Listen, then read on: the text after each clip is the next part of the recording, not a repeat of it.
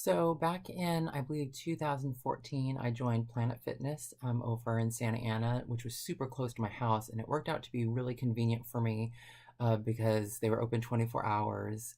I think they were 24 hours initially, and maybe it was just the weekends. It eventually got to the point where they were only open for limited hours or stuff like that. But so I went there frequently, and then obviously I got sick and didn't go anymore. And my credit card got stolen at some point, so they weren't unable to charge me anymore either. So just recently, within the last couple of months, I went back to the location. I was like, "Hey, can you tell me how much I owe you guys?"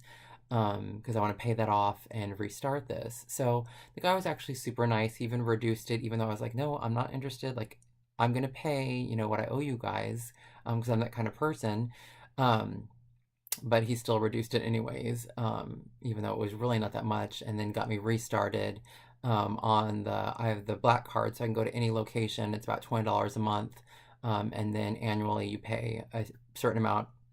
And I just wanted to, hang on to that at least for a month to get a feel for it, and because I'm closer to the Anaheim location, so I was like, let me try it out for a month, and then if it seems to go okay for me, then I'll go down to the $10 a month where it's just you go to the one location. Although my location has like a deal right now where you pay, I think it's like $180 or something like that, and you get basically 18 months. So, and you don't pay the annual fee. So even better than what I had before.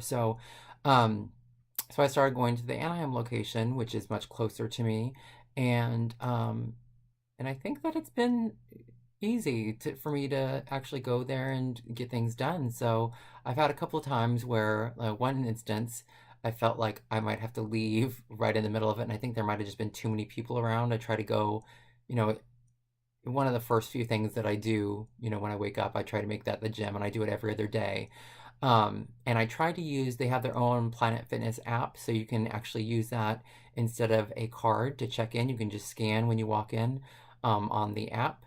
And then you can also, when you are using the different, like the treadmill and the stair climbers and that sort of thing, you can actually photograph the where you end up on, and it'll calculate in there like the calories you burned and stuff like that.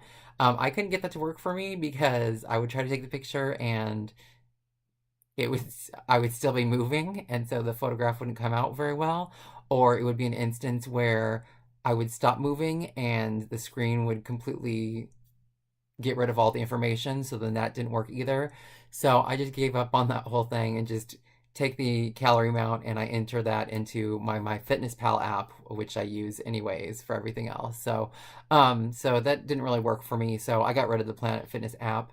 But I guess one of the things that I wanted to talk about, which I thought was really interesting, and just to give people a frame of mind, is so I'm a very clean person as far as the gym. Don't look around this room and think clean. But at the gym, like after you use something, you obviously wipe it off. And Planet Fitness is really great about that. They make it so that there's spray bottles, paper towels everywhere, so you can wipe off whatever you use and stuff. So one of the problems that I've come into terms with is the dumbbell situation. So there's maybe like three spots with the actual benches, maybe even four in that section, and there's only like two sets of each type of weight. And what I've noticed is that guys will go and they'll take the weights that they're using and they'll take multiple ones too, put it next to a bench, and then that's kind of like off limits for anybody else. So that to me is like a little bit rude. I use 4 minute um, 4 minute breaks in between each of my sets. So I realize that's a long time, and that's, I guess, what you're supposed to do when you're trying to get mass, and not trying to like burn calories and stuff. So what I do is I'll work out and then I'll put them up on the rack so that anybody could use them. And if there's not weights available, which happens quite a lot, I just use whatever weight is around that. I just have to be really careful because there's been instances because of my condition where my body's just like, no, don't even try. And it could be like a super lightweight. It just depends. It's just really weird. It's just something that I'm dealing with.